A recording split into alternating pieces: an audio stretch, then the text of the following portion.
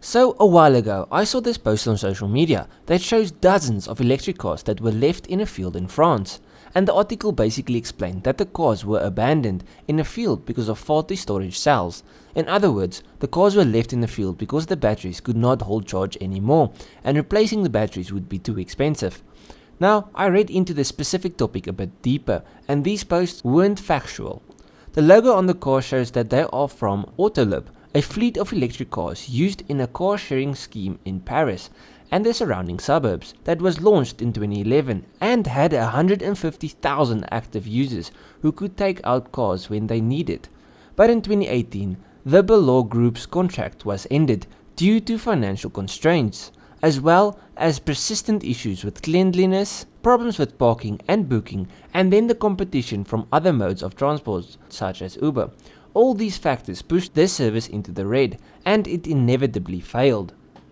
As for the car graveyards, the cars are being sold to normal citizens, and most of the cars have no battery issues.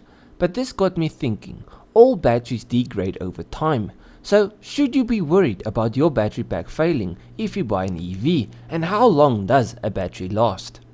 So, as we all know, electric vehicles are being bought by more and more people. The technology is becoming more accessible, more affordable, and more attractive than it has ever been before. And these advances are partly due to the development of the most expensive part of an electric car, the battery. Thanks to rapid advancements of battery technology, in recent years prices have fallen by 89% since 2010. And just like the batteries found in mobile phones and laptops, the batteries in electric cars are also tougher than you think.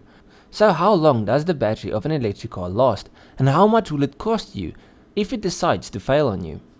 A good proportion of manufacturers guarantee their batteries for at least 70% capacity remaining after 8 years. Say if you have an EV that had 450 to 500 kilometers of range around town, that equates to a minimum range of around 315 to 350 kilometers on one charge 8 years later. So your battery won't just fail, but its total charging capacity does lower over time, which means as time goes on, your range will go down and down. Now 8 years is a long time, and 160,000 kilometers is also a lot. So when buying new, this isn't really a problem. But when you buy second hand, you might start running into problems. I mean, let's say you have a car with a range of 150 to 200 kilometers on a charge. Dropping that range by 30% could be quite bad. That means you would get between 100 and 140 kilometers on a charge, which really isn't ideal.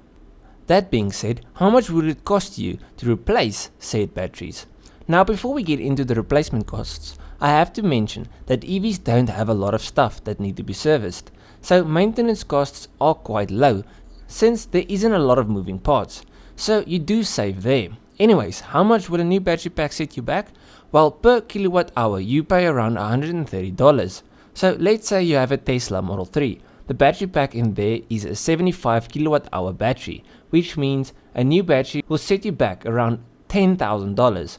Now a brand new Model 3 goes for around $58,000, so it's about a sixth of the price of a new vehicle, which is quite a lot, and I do think it will drop the resale value of EVs in the long run. Another thing to keep in mind is $10,000 is enough to buy a second-hand car, like a fully fledged car, for the same price as the battery pack.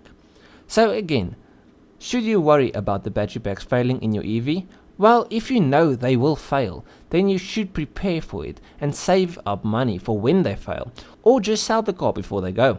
And if you buy second hand, just keep the price of batteries in mind. And also, as the technology goes forward, the prices of batteries should go down. But, and here is my huge but, I still think the future is hydrogen powered, and if you don't know why, go watch some of my other videos. I love the internal combustion engine, I love the sound, I love the convenience of just throwing in fuel, and I love being able to modify my engine. So an internal combustion engine with a clean fuel source is the future I want.